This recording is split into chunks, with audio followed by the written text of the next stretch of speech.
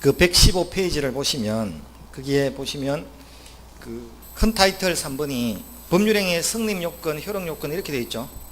그래서 채권행위나 물권행위와 같이 법률행위의 당사자가 그 의혹하는 대로 원하는 대로 효력이 발생하려면 일정한 요건이 필요하다. 먼저 법률행위 계약으로 바꿔놓고 보면 계약으로서의 최소한 모습은 갖춰야 된다. 그럼 최소한 모습을 갖추려면 아까 말한 당사자 목적 의사표시라는 세 가지가 존재해야 된다. 그게 성립요건이라고 한다. 이렇게 나오고, 그럼 그 1번 성립요건을 보면 모든 법률행위에 공통적으로 요구되는 최소한의 요건을 말하는데, 즉 사람, 목적, 의사표시가 있어야 된다. 이렇게 되어 있죠. 자, 뒤로 넘어가시면 자, 116페이지 위에 효력요건에 관해서 법률행위로서 이제 외형적 모습을 갖춘 행위에 대해서 약속을 지키라고 상대방에게 강요를 하려면, 즉 유효가 되려면 필요한 요건이 존재한다. 그게 효력요건이고, 그 효력요건 안에 그 1번 의사능력, 행위능력, 권리능력이 있어야된다 있죠. 그 다음에 니은 목적이 확정 가능, 적법, 사회적 타당성이 있어야 된다 있죠. 디귿 일치해야 되고 하자가 없어야 된다 있죠. 그 하나하나의 모습들은 오늘 다음 주에도 조금 배울 거고, 전체적인 크게 윤곽을 그려줄 겁니다. 그래서 11월, 12월 달은 그 강의계획서 받았죠. 그 강의계획서에 보듯이 크게 거시적으로 숲을 보지 나무를 보진 않아요. 근데 크게 이제 굵직굵직하게 가는데, 근데 이제 공부를 좀 해보시면 느끼는 게 모든 교수님들이 다 숲을 보라, 나무를 보지 말고 이런 소리 하죠. 그런데 10년을 공부해도요, 뭐가 숲인지 뭐가 나무인지를 몰라. 숲을 보라는데 지금 저 가리키는 게 숲인지 나무인지 몰라. 모르죠? 원래 그런 거예요. 그래서 사실 그분한테 물어봐. 뭐가 숲인지. 그분이 뭐가 숲으로 대답하는지. 그 숲을 봐야 되지 나무를 봐서는 안 했는데 사실 뭐가 숲인지 잘 몰라. 그래서 그 크게 윤곽을 그린다는 게 요런 이제 틀을 갖춘다는 거예요. 그럼 116페이지 밑에 용어 정의에 권리능력, 의사능력, 행위능력에 관해서 간단하게 설명해 놨죠. 그렇게 이제 권리와 의무의 주체가 될 수 있는 능력을 권리능력, 정상인이 갖는 판단능력을 의사능력, 그 다음에 행위능력은 단독으로 효력이 있는 법률행위를 할 수 있는 능력을 행위능력이라고 한다. 그래서 그 밑에 그런 것이 없는 자를 제한능력자라고 하고, 미성년자 나오죠. 피한정 후견인 나오죠. 큰 글자로 피성년 후견인 나오죠. 그게 옛날에 한정치산자, 금치산자가 용어가 바뀐 겁니다. 이제. 그래서 그냥 여러분은 제한능력자 이렇게 봐놓으시면 된다. 자, 그 다음 이제 자, 법률행위의 성립요건과 이제 효력요건이 있을 때 당사자 목적 의사표시가 있으면 성립하나요? 그 당사자가 권리능력, 의사능력, 행위능력을 가져야 유효, 목적이 확정 가능, 적법, 사회적 타당성을 가져야 유효, 의사표시가 합치하고 하자가 없어야 유효라고 했죠. 자, 그럼 이런 요건들 중에 한 개라도 갖추지 못하면 유효입니까, 무효입니까? 그럼 무효가 무슨 말일까요? 자, 이 두 사람이 했던 계약이 무효가 됐다는 말이 무슨 말일까요? 그러니까 처음으로 돌아간다, 효력이 없어진다, 약속을 지키지 않아도 된다, 머릿속에 느끼는 공통적인 어떤 생각은 있을 거예요. 근데 그게 말로 표현하기는 쉽지 않죠. 그럼 계약이 무효가 됐다는 이야기는 쉽게 말하면 이 계약을 더 이상 안 지켜도 되는 겁니까? 그럼 이 계약이 없던 상태로 돌아가는 겁니까? 그럼 4월 1일 날 계약을 했다면 3월 달로 돌아가 버리면 두 사람이 만난 적도 없을 때죠. 그 상태로 가자는 거예요. 자, 그럼 계약이 무효라는 뜻은 무효 하는데, 무효가 되면 약속을 지킬 필요가 없죠. 그럼 서로의 제갈길로 가면 되나요? 그럼 갑은 주택을 주기로 해놓고 주택 안 주도 되고, 어른 대금을 주기로 해놓고 대금 안 주도 되고, 서로의 제갈길로 가면 되죠. 그럼 집에 가면 되죠. 집에 간다고 쓸까 이게? 무효가 되면 어떤 효과가 생기나요? 물으니까 집에 가면 된다 이렇게 적을까요? 그렇게 적을 수는 없잖아요. 적을 때는 좀 예쁘게 적어줘야지. 그래서 계약이 무효가 되면 서로 간에 아직까지 주고받은 게 없을 때는 주고받을 필요가 있다 없다? 그게 집에 가면 된다죠. 갑은 소를 안 줘도 되고 주택 안 줘도 되고 어른 돈을 안 줘도 되고 서로의 제 갈 길로 가면 된다는 게 이행할 필요가 없답니다. 자, 그런데 만약에 서로 간에 주고받은 게 이미 존재하면 이제 어떻게 되냔 말이에요. 그럼 처음부터 계약을 해놓고 갑이 소를 주기 전에 어리 돈을 주기 전에 계약이 무효라는 사실이 밝혀지면 갑은 소를 안 주고 어른 돈을 안 주고 제 갈 길로 가면 돼. 근데 만약에 4월 달에 계약을 해서 갑은 소를 줬고 어른 대금을 줬죠. 그런데 8월 달이 돼서 넉 달이나 지나서 넉 달 전에 계약이 무효라고 이렇게 주장을 했을 때 넉 달 동안의 이 소의 상태가 돈의 상태가 과거와 완벽하게 같을 수는 없잖아요. 그럼 만약에 갑은 대금 500만 원 받은 거로 100만 원은 술 마시는 데 썼고 100만 원은 중고차 사는 데 보탰고 300만 원만 예금 통장에 들고 있을 수 있죠. 어른 소 한 마리 사서 지 거라고 믿고 농사 짓는 데 쓰다가 배고프다고 다리 한 짝 먹었을 수 있죠. 이제 계약이 무효가 됐죠.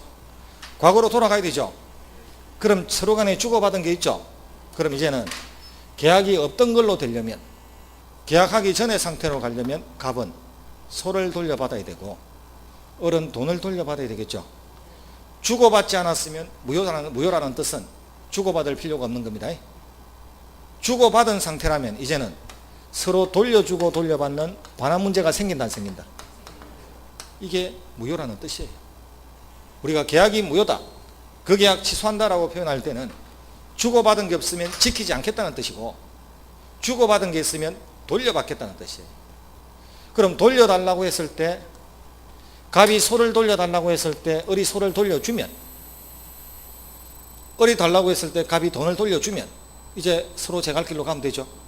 안 주면 갑이 소를 달라고 했을 때 어리 안 주면 갑은 야밤에 복면 쓰고 담 넘을까요? 담 넘어야 되나요? 법정에 가야 되나요? 법정에 가려면 권리 있어야 된다 없어야 된다? 무슨 권리 있나요? 계약이 무효가 돼버리면 서로 간에 한 게 있다 없다? 서로 간에 아무것도 한 게 없죠. 약속을 한 적이 없던 걸로 됐죠. 근데 무슨 권리가 있냐? 권리가 있어야 법에 간다는데. 그럼 이럴 때를 대비해서 계약이 무효가 될 때 상대방이 돌려주기로 한 물건을 돌려주지 않을 때를 대비해서 이럴 때를 대비해서 법정에 갈 수 있는 힘을 하나 만들어 놓을 필요성이 있는 겁니까? 그래 놓고 그 이름을 붙여야 될 거 아니에요. 그럼 계약이 정상적일 때는 당신이 소를 들고 있는 게 정당화됐겠지만 계약이 무효가 됐으면 돌아와야 될 소를 돌려주지 않고 그대로 들고 있는 것은 정당하지 않죠. 그럼 정당하지 않으니까 부당한 거죠. 부당하게 남의 소를 들고 이득을 챙기지 말고 돌려달라고 특정인에게 요구하는 권리, 그게 부당이득 반환 청구권.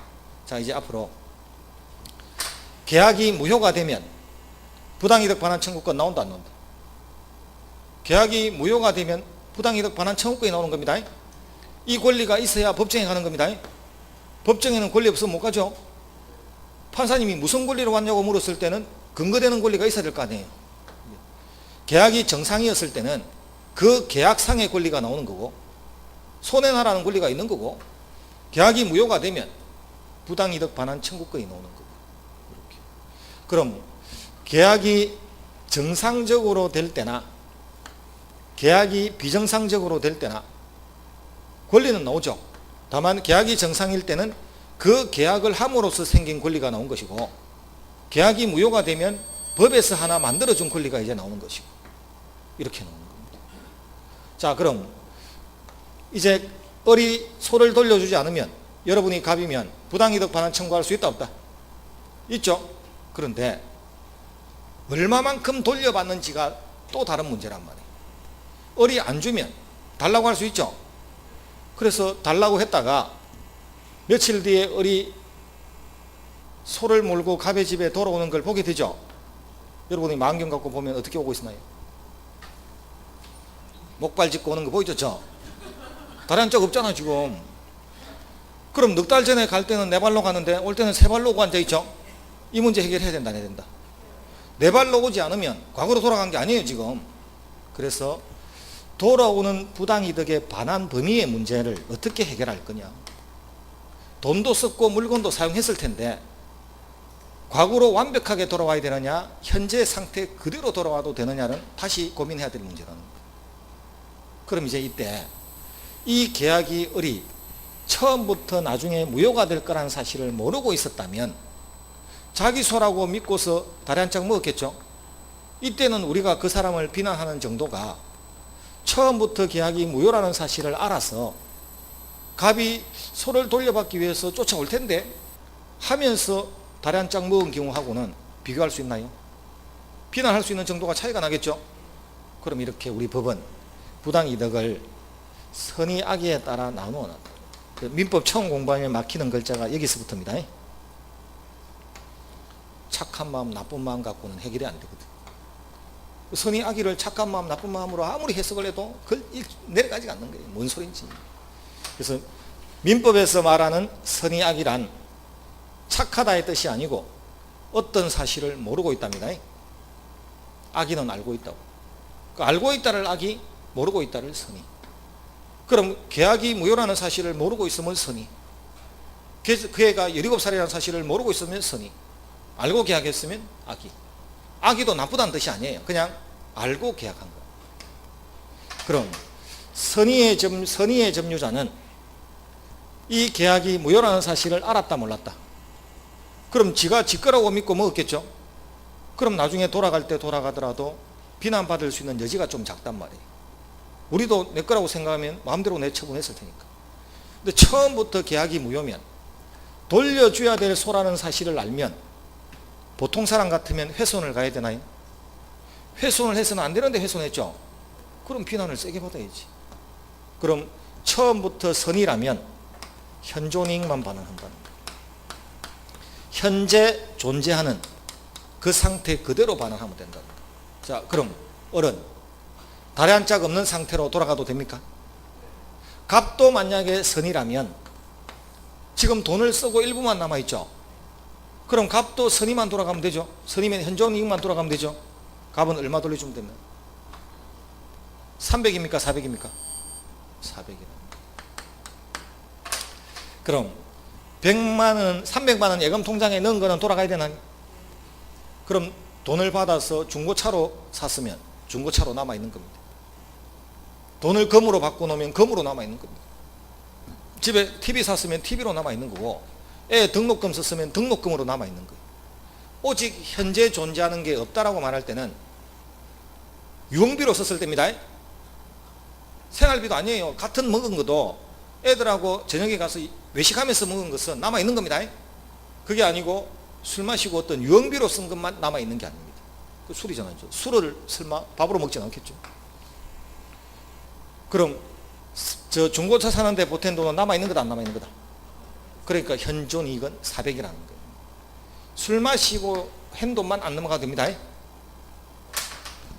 자, 공자님이 세 사람이 길을 걸어가면 양쪽에 두 사람은 나의 스승이다 이렇게, 그 3인이 유아 이사다 이렇게 나옵니다. 나보다 못한 자를 보게 되면 저렇게 살아서는 안 된다는 걸 배우게 되고 나보다 잘난 인간을 보게 되면 저렇게 살아야 된다는 걸 배우게 되니까 세상에서 모든 인간은 다 나의 스승이 될 수 있다는 뜻이네요. 여러분 오늘 뭐 배웠나요? 여러분 배웠죠 지금? 자, 이거 배웠으니까 느끼는 교훈은 소비가 미덕이다를 배워야지. 자, 왜 이래 늦어? 형광등입니까 다? 먹고 마셔야 됩니다. 이제 계약하고 났다 아끼다가 나는 다 돌려줘야 되고 지는 현종님만 들어오면 내만 손해보죠. 먹고 마셔야 되는 거예요. 계약이 잘못될 때도 있습니다. 그 소비가 미덕. 소비를 해야 돼요. 소비를 해야 재고가 줄죠. 재고가 줄면 공장에서는 기계를 돌리죠. 공장에서 기계를 돌리려면 사람이 있어야 될 거 아니에요. 그럼 고용을 늘릴 거 아니에요. 고용을 늘리게 되면 사람들은 임금을 받아서 손에 돈이 많죠. 돈이 많아야 다시 소비를 하겠죠. 이게 경기의 선순환 아니에요 지금. 소비를 해야만 계속 경기가 선순환 된다. 원래 우리 불황이다는 것은 공급이 남아 도는 거거든. 물건이 안 팔려서 재고가 쌓이는 게 그게 불황이잖아요. 그럼 부당이득 반화이라는 것은 계약이 무효가 되면 서로 돌려주고 돌려받는 문제가 생긴다. 서로 주고받은 것이 없으면 이제 서로 제 갈 길로 가면 되지만, 서로 주고받은 게 있으면 반환 범위의 문제가 생기고, 그 반환 범위의 문제가 제대로 해결되지 않을 때 법정에 가는 힘을 부당이득 반환 청구권이라고 한다. 다만 얼마만큼 돌려주고 돌려받는지는 또 다른 이야기로서 그 사람의 마음 상태가 어떤지에 따라서 계약할 당시에 나누어진다. 그럼 악이면 전부 반환해야 됩니다. 그런데 지금은 반환할 수 없는 것도 있죠. 먹고 마신 건 반환 못하죠. 그럼 그만큼의 돈을 손해배상해 줘야지. 달에 한 짝값을 줘야지. 이렇게 해줘. 자, 이렇게 반환 범위의 차이. 그럼 이렇게 앞으로 어떤 일로 무효가 될지 모르겠지만 계약이 무효가 되면 이런 과정을 밟는다는 거죠. 물론 이런 과정을 밟지 않는 무효도 나중에 따로 배우게 돼. 서로 간에 못 돌려받는 무효도 있어. 주고받은 걸 못 받는 경우도 있어. 그래서 밀수한다고 배를 빌려주면 배 못 돌려받아. 도박하는데 돈 빌려주면 돈 못 돌려받아. 그럼 도박한다고 빌려주는, 돈 빌려주는 계약은 무효인데, 계약이 무효가 되면 서로 돌려주고 돌려받을 수 있다 해놓고 그때는 빌려준 돈을 받지 못하거든요. 그럼 이건 가장 일반적인 이야기를 한 거고, 여기서 파생되는 또 다른 예외가 있을 수 있죠. 그 예외는 또 천천히 배우자. 한꺼번에 뭐 지금 11월 달에 다 배우면 다음 주에 나오지도 않아요. 11월 달에 한꺼번에 쫙 펼치면 다음 주에 나올 생각도 없어. 그래서 이제 이렇게 적어도 우리가 배운 것은 계약이 유효가 된다는 것은 약속이 지켜져야 된다는 것이고, 계약이 무효가 된다는 것은 지킬 필요가 없다는 거죠. 다만 이미 지켜진 상태라면 돌려주고 돌려받는 문제가 생긴다는 거죠. 그 돌려주고 돌려받는 것은 저런 형태로 돌려주고 돌려받는다는 거죠. 그 머릿속에 크게 딱 그려놓고 하나하나 배우면서, 그럼 이렇게 무효가 될 때도 이렇게 가나? 이렇게 무효가 될 때도 이렇게 가나? 90%는 이렇게 가겠지. 나머지 10%는 이 원칙이 아닌 예외적인 것을 또 배우게 될 거란 말이에요. 처음에는 크게 그려놓고. 자, 이제 조금 더 들어가서 보자는 거예요. 이제. 그럼 목적이 있으면 성립하는데, 목적이 확정되면 유효입니까? 그럼 불확정되면, 자, 가능하면 유효입니까? 그럼 불가능하면, 그럼 불가능을 앞으로 우리는 줄여서 불능이라고 한다. 그래서 가능 불가능 하지 마시고 가능 불능 이렇게 나옵니다. 그럼 이제 요 목적의 확정은 몰라도 돼요. 시험 나올 일도 잘 없고. 가능 불능은 하도 중요하니까 해야 되는데, 아까 우리 한강에 빠진 보석 하나를 찾기로 하는 계약은 가능합니까? 불가능합니까? 자, 이 불가능은 사실적 불가능일까요? 물리적 불가능일까요? 사실적 불가능. 한강에 빠진 보석 하나를 찾는 게 과학적으로 불가능합니까? 과학적으로 가능하죠. 그 물막이 공사하고 물 막아놓고 퍼내면 돼. 한 100만 명쯤 동원해서 한 100년만 퍼내면 나올걸요 아마. 근데 그렇게 퍼내고 있는 걸 옆에 사람들은 뭐라고 할까요? 집단으로 미친 거 맞아. 그 보석이 얼마짜리인지 모르겠는데 보석 하나 파내기 위해서 들어가는 비용은 그 수십만 배, 수천만 배 들고 앉아있죠. 그래서 미친 거죠. 그러니까 과학적으로는 가능하지만 사회 평균인들이 보기에는 저거 미친 거죠. 이런 것을 우리는 사실적 불가능이라고 합니다. 사회 평균인 기준으로 보는 거예요. 일반인 기준으로. 그런데 달나라에 갔다 오면 10억 줄게, 이런 계약은 가능합니까? 가능하죠. 우주선 타고 갔다 오면 되지. 산소 없이 갔다 오라는 게 가능합니까? 죽으란 이야기죠. 현대 과학 수준으로 불가능한 거잖아요. 현대 과학으로는 산소 없이는 못 가니까. 그게 물리적 불능이에요. 그래서 불능은 과학적으로 불가능한 상태도 불능이고 사실적 불능도 불능이고. 자, 주택이 불타죠. 그럼 물리적 불능이다, 사실적 불능이다? 물리적. 왜? 아무리 똑같이 지어도 내가 계약서에 도장 찍었던 그 주택이 다시는 나올 수 없으니까. 한번 불타버리고 나면 비슷하게 지은 거지 똑같은 주택은 아니니까. 그런 게 물리적 불능이라고. 자, 그런데 이런 건 어떨까요? 갑이 을한테 을하고 계약을 혼인계약을 하고서 구청에 혼인신고하러 올 수 있죠. 근데 혼인신고 받아주려고 공무원이 보니까 갑이 이미 유부남 상태죠. 유부남 상태인데 다시 을하고 혼인신고를 하고 계약하러 온 거죠. 혼인계약하고 신고하러 왔죠. 여러분이 공무원이면 뭐라고 했을까요? 부럽다고 했겠지. 부럽자. 부럽다고 했겠죠. 제주도 좋으시네. 자, 받아준다 안 받아준다? 받아주는 나라도 있나요? 있습니다. 사우디 같은데. 사우디 같은 데는 중동은 일부 사처제죠. 일부 사처제니까 4명의 첩까지 둘 수 있죠. 그럼 이렇게 유부남이 신고하러 와도 받아주는 나라도 있죠. 대한민국에서는 안 되나요? 그럼 어떤 나라의 법률로는 되는데 어떤 나라의 법률로는 안 되는 상태도 있죠. 이런 불가능을 법률적 불능이라고 합니다. 법적으로 불가능한 상태도 있거든. 그럼 이런 법률적 불능이 시험에 가니까 이런 거 시험에 나올까요? 2번 결혼하러 왔는데 이런 거 나올까요? 너 출제는 미치지 않다며 이런 걸 낼 리가 없습니다. 그러니까 이 법률적 불능이 시험에 나올 때는 좀 고상하게 표현을 하면 토지를 사고 파는 계약을 했는데 5월 달에 토지를 받기로 했는데 국가가 도로 한다고 그 갑이 원하지도 않은데 수용해 갈 수 있죠. 이제 을이 토지 소유권 취득하는 건 가능해졌나요? 불가능해졌나요? 불가능해졌죠. 토지가 없나요? 토지는 있는데 불가능해졌죠. 이거는 현행법상 수용이 돼서 국가에 넘어가면 토지 소유권 취득이 가능하지 않다는 법 때문에 그런 거지 토지 자체가 사라진 건 아니죠. 이런 불능을 법률적 불능이라고 합니다. 법 때문에 불가능하다. 그럼 이런 계약이 되면 이제 을이 아무리 토지 달라고 주장해도 갑은 뭐라고 하면 됩니까? 미안한데 계약이 불능이 되면 무효라 하더라. 무효가 되면 더 이상 나는 약속을 지킬 수가 없다라는 거예요. 계약이 무효라는 이야기는 약속을 지킬 필요가 없는 거죠. 지킬 필요가 없다. 그럼 자기가 토지를 주지 못하는 대신에 받은 돈이 있으면 돈은 돌려줘야 된다 안 돌려줘야 된다? 그리고 아까 돌려줘야 된다. 근데 돈도 안 돌려주면 을은 법정에 부당이득 반환 청구하러 간다. 아까 부당이득 반환 청구해야 되겠죠? 그렇게 받아낸다. 이렇게 논리가 전합니다. 자, 그럼 이제 이런 불능이 가능하냐 불가능하냐 이렇게 나오는 거고, 두 번째는 이렇게 나올 수도 있죠. 갑과 을이 계약은 4월 1일 날 했는데 주택을 사고 파는 계약은 4월 달에 했는데 주택은 3월 달에 다 불타고 없을 수도 있죠.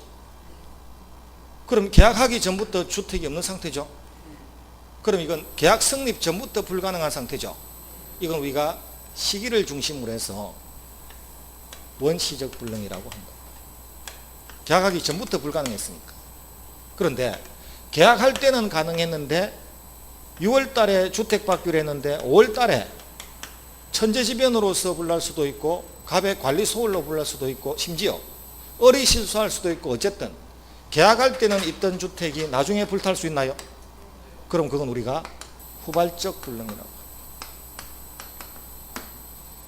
그럼 불능을 형태를 가지고 나누면 사실적이냐 물리적이냐 법률적이냐 이렇게 나누기도 하지만 시기를 중심으로 할 때는 원시적이냐 후발적이냐 이렇게 나누기도 하죠. 경우에 따라서는 수량을 가지고 가면 전부 불능이냐 일부 불능이냐, 100개 주기로 했는데 30개 없어지면 일부 불능이고 100개 다 없어지면 전부 불능이고 이렇게 나누기도 한다. 그 기준에 따라서 이거 갖고 얼마나 중요한 걸 해야 되는지는 이건 다음 주에 할 거고 1년 내내 해야 될. 우선은 원시적 불능이 뭔지 후발적 불능이 뭔지 알아들었죠. 자, 그런데 나중에 이제 계약법에서 수없이 많은 이론을 배울 때 흔히 이제 우리 이렇게 배운단 말이에요. 아파트를 샀습니다. 빌라를 샀단 말이에요. 다세대 주택을 샀단 말이에요. 그런데 물 샌단 말이에요. 그럼 물이 샜을 때 매수인은 집을 산 지 5개월인데 매도인을 찾아가서 나는 집 살 때 이걸 예정 못한 거니까 그거 수리한다고 들어가는 2천만 원을 내놔라 할 수 있다 없다. 이런 문제가 걸리겠죠. 그럼 갑은 아니 그 왜 집을 살 때 당신이 이걸 감수하고 산 거니까 내가 이걸 왜 줘야 되나 말아야 되나 이런 문제 생기겠죠. 그럼 이제 여러분이 나중에 이제 좀 배우고 나면 담보 책임에서 뭐 6개월간은 책임진다는데 이런 소리를 배우게 되거든요. 근데 제대로 배워놓으면 담보 책임은 원시적 불능일 때 생기는 문제니까 이 누수되는 현상이 이 매수인하고 계약하기 전부터 누수 상태가 있었다면 원시적이죠. 그럼 그때는 매도인이 책임을 져야 돼요. 그런데 그때는 어쨌든 없었다가 계약하고 나서 누수 상태가 나왔죠. 그럼 후발적이죠. 그럼 매도인은 책임을 안 져. 이렇게 단순하게 가는 건데, 현장에 나가서 중개업자한테 가면요, 100이면 100, 그 6개월은 책임져야 되는데 쓸데없는 소리 하고 앉아있는 거예요. 그거는 시점을 가지고 어디로 가느냐 나누는 거예요. 그래서 시점을 가지고 위험부담으로 갈 거냐 담보 책임으로 갈 거냐를 나누어서 하는 문제인데, 그 기초가 안 돼 있으니까 뭐 그냥 어설픈 지식 가지고 6개월까지는 뭐 매도인이 책임지고 그 다음부터는 안 진다는데 이런 소리를 하고 앉아 있는 거예요. 그래도 사고 안 터지죠. 중개사고. 왜 안 터지나요? 예, 그 말을 하는 중개업자도, 그걸 듣는 매수인도, 물리주는 매도인도 서로 몰라. 내야 되는 값대. 서로 모르면 평화로운 겁니다. 잘 모르기 평화롭죠. 자, 이렇게 시기를 중심으로 해서 이제 원시적, 후발적 이렇게 나누어진단 말이에요. 전체적으로. 그 다음 적법하면 유효입니까? 그럼 반대말, 법을 위반하면 무효죠. 그럼 법을 위반했다, 적합했다는 것은, 자, 우리는 법은 무조건 지켜야 되는 줄 알고 있죠. 그렇지 않다는 거예요. 법은 반드시 지켜야 되는 법도 있고 안 지켜도 되는 법도 있습니다. 그래서 강행 규정은 지켜야 됩니다. 임의 규정은 안 지켜도 돼요. 그럼 강행 규정은 제발 좀 지켜라, 제발 좀 하지마 했는데 위반해서 해버리면 지켰다 안 지켰다? 안 지킨 거죠. 그럼 그걸 두 사람의 행동을 전부 무효로 만드는 게 있습니다. 자, 사람을 살인해서는 된다 안 된다? 그럼 우리 법에 사람을 살인해서는 안 된다는 조문이 있겠죠. 그런데 이 두 사람이 약속을 하고서는 둘이서 싸움하다가 한 사람이 죽어도 할 수 없다, 민사상 형사상 책임지지 않기로 둘이서 세약서 하나 콱 찍고 싸움하다가 죽었단 말이에요. 경찰이 잡으러 왔겠죠. 이 어리 세약서를 경찰한테 딱 보여주면 경찰이 그냥 집에 가죠. 그냥 집에 가나요? 잡아가나요? 그럼 저 세약서는 의미가 없네요. 그럼 사람을 살인을 해서는 안 된다는 이 법규정은 두 사람이 특약을 써서 서로 간에 죽어도 할 수 없다라고 위반하는 특약을 해본들, 특약이 보호받나요? 법이 보호받나? 이 특약은 무시되죠. 그럼 이 특약은 유효다 무효다? 무효. 그럼 사람을 살인해서는 안 된다는 법규정을 위반하는 어떠한 특약도 무효죠. 그럼 그 살인해서는 안 된다는 법규정은 효력규정이라고 부르자는 겁니다. 자, 약속을 전부 무시해버리는 특약은 효력규정입니다. 그런데 자, 그린벨트 내에서는 허가 없이 숙박업을 해서는 안 된다는 법규정이 있죠. 그런데 갑이 숙박업을 했단 말이에요. 그리고 1년 동안 수없이 많은 사람들이 드나들면서 숙박 계약을 했겠죠. 이 계약은 법을 허가 없이 숙박업을 해서는 안 된다 했는데 했죠. 법 위반했다 안 했다? 법을 위반했죠. 저 계약은 유효다 무효다? 그래도 계약은 유효. 계약은 유효입니다. 자, 그런데 업주는 처벌받는단 말입니다. 업주는 나중에 철거 명령을 받든 뭐 과태료를 맞든 맞겠죠. 근데 이 숙박 계약 자체는 인정받는다. 그럼 어떤 법규정은 위반을 했는데, 하지 마라고 했는데도 위반하고 숙박 계약을 했는데도 사법상의 행위는 인정을 받았나요? 단 숙박 계약은 인정받죠. 처벌은 된다 안 된다? 업주는 처벌받을 수 있죠. 처벌은 가능한데 행위는 인정받는 그런 법규정을 우리는 앞으로 단속규정이라고 부르자는 겁니다. 조금 더 공부하면 중간생략 등기 배울 거고, 조금 더 공부하면 토지거래 허가 배우겠지. 우선은 효력규정과 단속규정으로 나누어진다는 거예요. 자, 이 숙박계약이 만약에 무효가 된다면 어떤 일이 발생할지 한번 봐봐요. 숙박계약이 무효가 되면 서로 주고받은 게 있으면 돌려주고 돌려받아야 됩니까? 그렇게 배웠나요? 숙박업소 주인은 뭐 돌려주면 되나요? 이 사람들은 어? 자고 갔잖아. 이 말 된다 안 된다 지금. 자, 돈 돌려줄 테니까 오세요 하면은 올 사람 있다 없다? 제발 명단에서 내 이름 빼주세요. 그래서 어떤 법은 지키라고 강요를 했지만 위반을 해도, 위반했다고 해도 그 계약을 무효로 만들기에는 좀 문제가 많은 게 있더란 말이에요. 그럴 때는 인정하자. 단 법을 위반한 업주를 처벌은 해야지. 단 아예 그런 계약은 인정 못한다고 아예 무효를 만드는 법조문도 있다. 법이라고 해서 다 똑같은 형태를 가지는 건 아니다. 자, 그런데 이런 건 어떠냐. 자, 당사자의 의사가, 즉 특약이 법보다 우선할 수 있죠. 그럼 그 법은 무시된다 안 무시된다? 그 무시되는 법 규정을 우리는 임의 규정이라고 부르죠.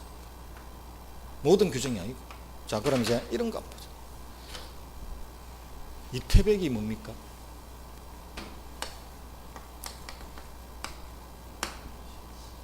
(20대) 태반이 백수죠. 38세. 38세는 명퇴할 건지 회사에 남을 건지 선택할 수 있는 나이죠. 38세. 사오정. 45세는 정년이잖아요. 5, 6도. 56세까지 회사에 남아있으면 동문 소리 듣죠. 그게 대한민국 이상하죠. 그래서 공인중개사가 왜 나이 드신 분들한테, 또 요즘은 또 청년 실업이 있으니까 어느 정도 공인중개사를 따려고 사람들이 하느냐면, IMF가 터지고 나서 평생 직장이 무너졌죠. 평생 직장이 무너지고 나니까 제2의 인생을 살아야 된단 말이에요 지금. 그 다음 두 번째, 옛날에는 60 넘으면 좀 있으면 죽었잖아요. 그러니까 정년퇴직하고 종각에 앉아가서 비둘기 모이 한 2년 주고 있으면 죽었거든. 근데 지금은 비둘기 모이를 30년 동안 줘야 된다 잘못하면. 90은 사니까. 그런데 30년 동안 비둘기 모이를 주면요, 인생의 3분의 1을 비둘기 모이 주고 앉아있은 거라 지금. 뭔가를 해야 돼. 뭔가를 해야 되고 자격증을 가지고 뭘 해야 되는데, 딸 수 있는 자격증이 한정돼 있죠. 그리고 어떤 자격증을 따더라도 우리는 영어가 들어가면 안 돼. 어떤 시험에라도 영어 들어가면 우리는 끝장이죠. 영어 안 들어가면서 딸 수 있으면서 그래도 나중에 돈벌이가 좀 되더라. 이런 게 몇 개 안 되더라. 게다가 이 중개사 자격증의 제일 좋은 점이 뭘까요? 자본금 작게 드는 것보다 이거죠. 할 때 자기 능력에 맞으면 돈 버는 건 똑같아. 어느 업종을 하든. 말아먹을 때 생각을 해보면요, 식당 하다가 말아먹으면 2억 3억 예사롭게 먹습니다. 시설 투자행가고 딱 따지면. 그런데 중개업에서 말아먹으면 뭐 말아먹을까요? 지도, 소파, 컴퓨터 2대, 책상 1개, 지구 그 이쪽 무슨 간판, 그거 다 말아먹는 거 아니에요? 집에 창고에 콱 처박았다가 다시 재기업하면 탈탈 들어가 갖고 놓으면 돼요. 그래서 말아먹을 때 보니까 별로 그 다음에 인테리어 별로 합니까? 없어. 그 지도로 가르면 돼. 뭐 벽을 뭐 새로 인테리어, 그 지도 큰 거로 어차피 광남구 지도 쫙 깔아놓으면 되는데. 그래서 말아먹을 때 별로 말아먹을 게 없다는 거죠. 그래서 중개사가 괜찮은 거예요. 옮겨 다니기도 쉽고. 월세야 말아먹지. 근데 어떤 업종을 해도 월세는 들어가잖아요. 이태백은 괜찮습니다. 자기가 백수지, 아버지가, 부모가 고생이지 애는 괜찮잖아요. 아버지도 나 60에 칼바람에 출퇴근한다고 앉아있는데 애는 밤새도록 컴퓨터하고 내다보지도 않아. 대학 졸업해가지고 그 용돈 달라고 할 때는 내다보겠지. 그것만 해도 괜찮은데 밤새도록 컴퓨터만 하지, 왜 남이 쓰는 글자에다가 뒤에 댓글 달아서 욕을 해가지고 잡혀가서 명예훼손이냐, 아니 불법영화 다운로드 받아서 80만원 벌금을 받냐 안 받냐 하고 앉아있는 거야. 38선 괜찮아. 나이가 젊잖아요. 나와서 실패해도 일어설 수 있어. 5, 6도도 일찍 결혼했으면 괜찮아. 애들 다 치웠잖아요. 개인 택시 하나 사가지고 운전이라도 하면 돼. 정 안 되면. 안 그러면 요즘 좋은 거 있잖아요. 자연의 사르리였다. 귀농하면 돼. 그런데 사오정은요, 애들 아직 한참 커가죠. 애들 커가는데 나와가지고 할 게 없어. 만약에 한번 삐끗하면요, 서울역에 자리 깔아야 돼. 그래서 그리고 건강도 안 좋아지는 상태라서 뭐가 한번 삐끗해서 스트레스 받으면 어떻게 될지 몰라. 그래서 제일 겁나는 나이랍니다. 이 사오정 중에도 기계밥 먹던 사오정은 그래도 괜찮아요. 조선, 용접, 철강 이런 데 있다가 그만두면 중국 업체 가도 돼. 베트남 가도 돼. 이제 서서히 뜨고 있는 시장에서는 숙련자들을 부른단 말이에요. 그럼 이제 좀 가족들하고 떨어져 있어도 괜찮은데, 어떤 사오정이 골치 아프냐면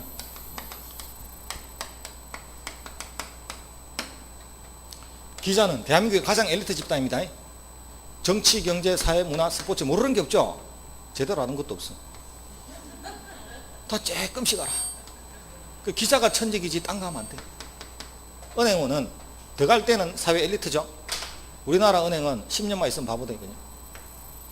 우리나라 은행은 파생 상품을 별로 공부를 안 해.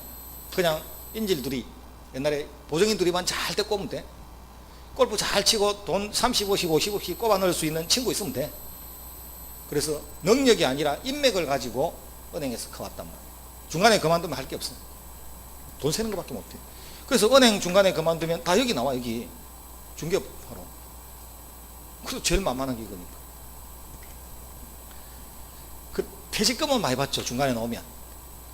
은행이나 기자는 퇴직금은 좀 되죠. 그럼 퇴직금 받아가지고 3개월 동안 집에서 빈둥거리고 뒹굴뒹굴 하다가 눈치 보이면 뭐 해야 될 거 아니에요.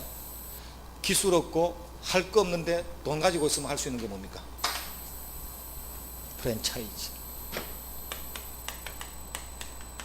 이런 거 해야 돼. 딱 2번 하고 나면 서울역에 자리 깔아요. 자, 이런 거 차리죠. 제일 많은 게 이런 건데. 그래서 남의 상가 빌려가지고 집진기 달고 천장 바닥 마감 새로 하고 인테리어 딱 해가지고 기업날 그 풍선 2개 떼어가지고 15만원짜리 빵빠레 그 사펜티 입혀가지고 앞에 세우죠. 그래서 마이크 들고 쇼를 딱 했는데 그날 저녁에 조류독감 상륙하고 3개월 동안 닭 한 마리 못 튀기고 쫄딱 망했겠죠. 그럼 보증금은 받아 나오죠. 그 집진기 이런 거야 자기 영업에 필요한 거니까 주인한테 달라고 할 수가 없지만, 천장이나 바닥이나 이렇게 마감 새로 함으로써 상가의 가치가 증가했나요? 그걸 주인한테, 상가 주인한테 고스란히 주는 건 불로소득이죠. 그거는 돌려받을 수 있다고 우리 법이. 유익비 들어갔던 비용은 받아 나오라고 법에 있습니다. 받아 나오는 세입자 받나요? 받아 나오라고 법에 되어 있는데 왜 못 받아 나왔냔 말이에요. 그건 처음에 임대차 계약을 상가 주인하고 체결할 때 그 계약서에 계약 끝나면 원상복구하기로 합니다. 다 철가고 가기로 한다는 요 특약 때문에 그렇답니다. 자, 법에서는 받아 나오라고 해놨는데 두 사람이 법과는 다른 특약을 하면 법이 무시됩니까? 특약이 우선합니까? 그럼 법은 무시됐죠? 그럼 저 유익비 상환 청구권은 임의규정입니다. 임의규정이란 것은 특약이 있으면 무시되는 규정이란 말이에요. 그런데 아까 사람을 살인해서는 안 된다는 이 법규정은 반대되는 특약을 아무리 해도 저 법이 무시되지가 않잖아. 근데 이거는 반대되는 특약을 하기만 하면 법이 무시되죠. 그래서 법이라고 해서 똑같은 법이 아니고 법은 살펴보면 가행규정도 있고 임의규정도 있는 겁니다. 우리는 모든 법을 지켜야 되는 게 아니고 강행규정을 지키는 겁니다. 임의규정을 안 지켜도 돼요. 이렇게 이제 나누어진단 말이에요. 그럼 이게 적법, 법에 적합하면 유효죠. 위법하면 무효죠. 법을 위반하면 무효라고 배운 줄 알았는데 위반했는데도 아까 무효가 안 되는 것도 배웠죠. 임의규정은 위반해도 괜찮다는 거죠. 아까 단속규정도 위반해도 처벌받을지 몰라도 괜찮다는 거죠. 이렇게 크게 볼 때는 적법, 위법 이렇게 나눴는데 이제 조금 더 들어가면 위법 안에도 여러 가지 형태가 있더라는 거. 이렇게 배운단 말이죠. 이런 게 이제 그럼 크게는 2개로 배웠지만, 자, 사회적 타당성이 있으면 유효입니까, 무효입니까? 사회적으로 타당한 계약을 하면 유효입니까? 타당성이 없으면, 자, 그럼 첩계약은 유효다, 무효다? 첩계약은 사회 질서를 위반했을까요, 안 했을까요? 사회적 타당성이 없다는 것은 사회 질서를 위반한 겁니다.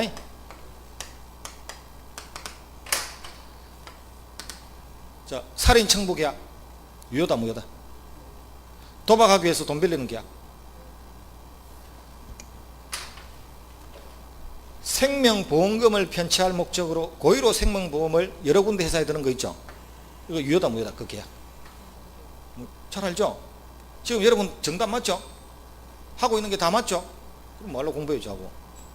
배우기 전에도 이렇게 잘하는데 이거는 도덕입니까, 법입니까?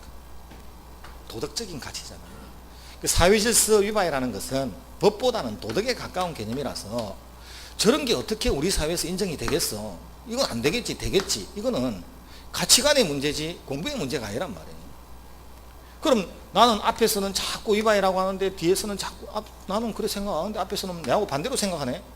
나는 위반이라고 생각하는데 앞에서는 위반이 아니라고 자꾸 이야기하네. 어차피 그건 저한테 배우는 게 아닙니다.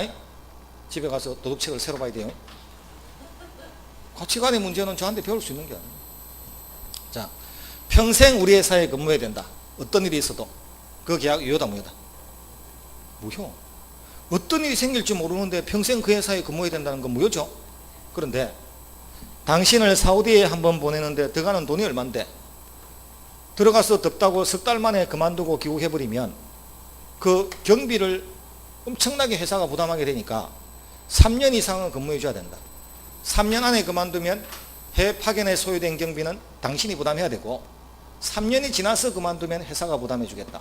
이 정도의 계약은 유효다, 무효다? 자, 처백에서 난 자식에 대한 양육비를 지급하는 계약은 유효다, 무효다?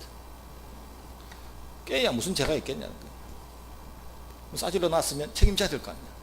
그럼 거기에 대한 양육비 지급은 유효가 될 수 있죠. 자, 한번 볼게요. 첩 종료 계약은 유효일까요, 무효일까요?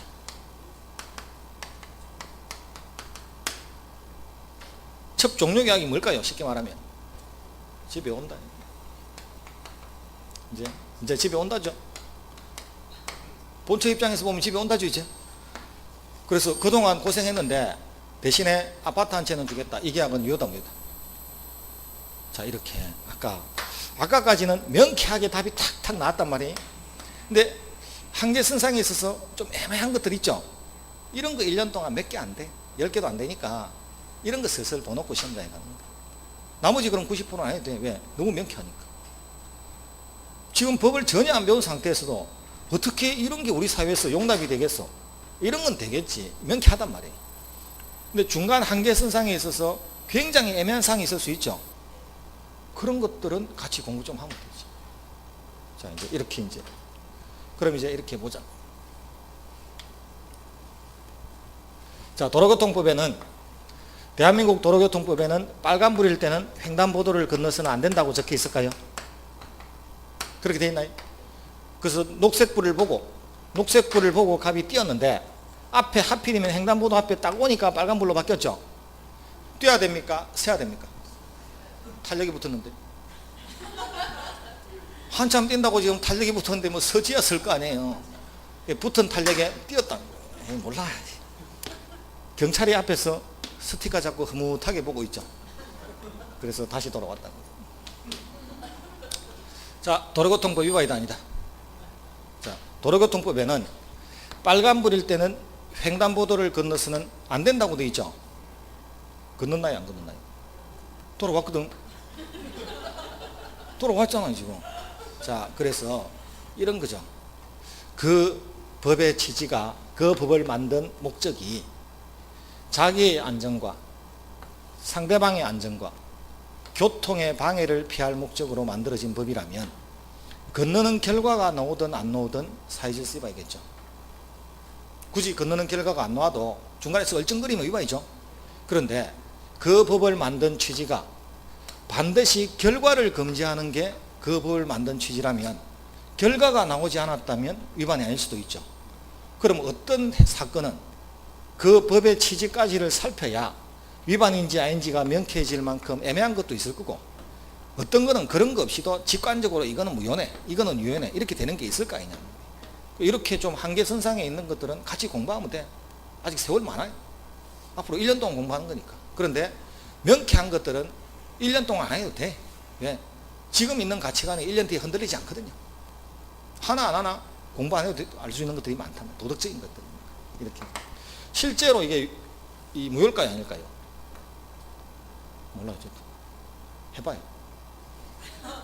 해보는 게 낫죠. 세상에서 제일 좋은 공부가 뭘까요? 네?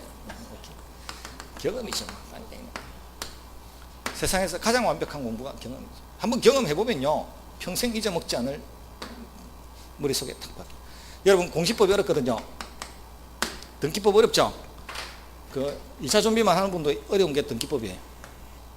등기가 굉장히 힘들어요. 그런데 등기를 잘하는 방법은 한 개예요. 왜 그걸 안 해? 책으로만 머릿속에서 갖춰야 될 첨부 서면부터 시작해서 하니까 등기가 엄청 어렵죠? 등기소에 한 번만 두 번만 가보면 되잖아요.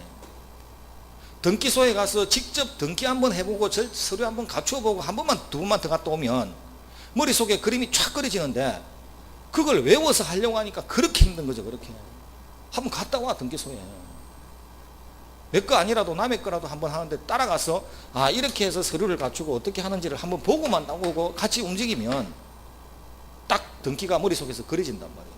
자, 우리 옛날에 운전할 때요 내비 없었을 때 한번 생각해봐요. 내비 없었을 때는 한 번 갔던 길은 운전자가 잘 잊어먹지 않습니다. 아무리 충청도 저 산길을 한 번 갔으면, 한 번 갔다 왔으면요 그게 잊어먹지 않죠. 자, 내비가 탄생하고 나니까 어떻게 됐습니까? 어제 갔던 길도 몰라. 그거예요. 그래서 몸으로 한번 경험했던 것들은 잘 잊어먹지 않아. 한번 직접 해보고 했던 것들. 절차법은 그런 거예요. 절차법은 한 번만 움직여보면 될 일을 1년 동안 책 보면서 실험하고 있다. 공부 거꾸로 하고 있는 거죠. 민법을 움직여서 해결할 수만 있으면 움직이겠죠. 민법은 해결해 볼 시험장이 없어요. 지금 절차법이 아니라서. 그래서 이제 하나같이 가벌병을 가지고 머릿속에서 저런 사건이 나한테 부딪혔을 때 하고서 조금 가깝게 해결하는 게 기억을 오래 가는 거. 계속 자 지금 저한테 이렇게 들었는데 딱 승강기 타고 1층에 딱 내려가면 얼마만큼 기억 남을까요? 하나도 기억. 나중에 집에 가서 이 인문서를 딱 보니까 줄 꺼난 게 있긴 있는데 뭔 소리인지 하나도 몰라요. 중간에 했던 그림 다 날라갔거든. 그래서 동영상을 들어서 복습하고 복습. 그 전통적으로 동영상 한 10번 정도 인문서가 아니고 1, 2월 달부터 이제 본격적인 강의를 하면 동영상 10번 정도 듣고서는 기본서 한 번도 안 보고 합격하는 사람 많아요. 책 한 번도.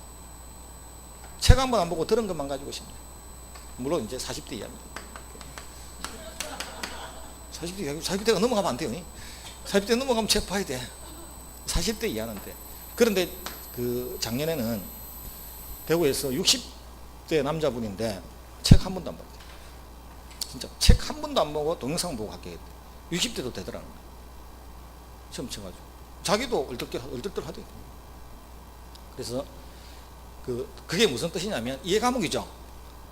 그 이해가 딱 돼가지고 그래서 이제 나중에 문제 풀다가 이게 내가 들었던 그 이야기 아니야 하고 툭툭 이해가 되면 그걸로 끝나는 거예요. 그게 글자에 관계없이. 그래서 동영상으로 자꾸 듣는 게 중요해요.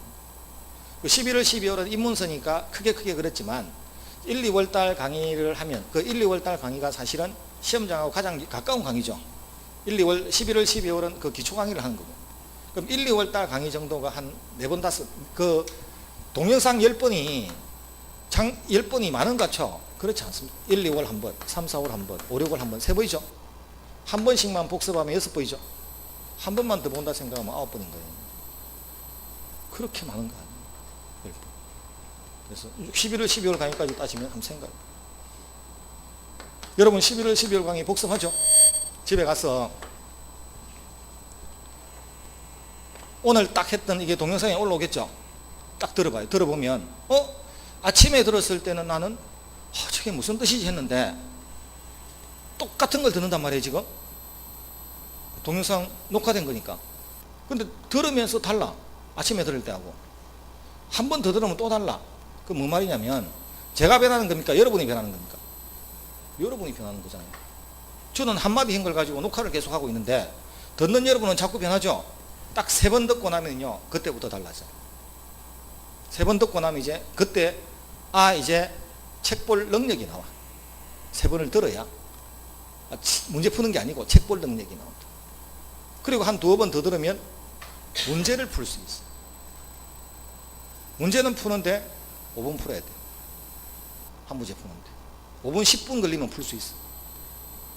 그래서 또 몇 번 더 듣고 나면 이제 문제도 좀 풀리죠. 근데 1분 안에 풀어내기가 쉽지 않죠. 1년 동안 그 싸움하면서 시험장에 가는 겁니다. 우선은 여러분이 책볼 수준이 될 때까지 보는 거, 그거 하는 작업이. 그래서 하루아침에 되는 거 아니니까 하나만 생각하면 됩니다. 딱 들어가지고 누구한테서 강의를 듣고 그 강의 들은 걸 가지고 시험장에 바로 가서 들은 것만 가지고 시험장에 가서 바로 시험에 합격할 수 있는 시험이 있을까요? 있어요. 운전면허가 그래요. 운전면허 말고는 없으니까 복습하고 복습해야 됩니다. 운전면허는 돼. 오늘은 여기까지 하고 다음 주에 이제 더 나아갈 겁니다. 오늘 수고했습니다.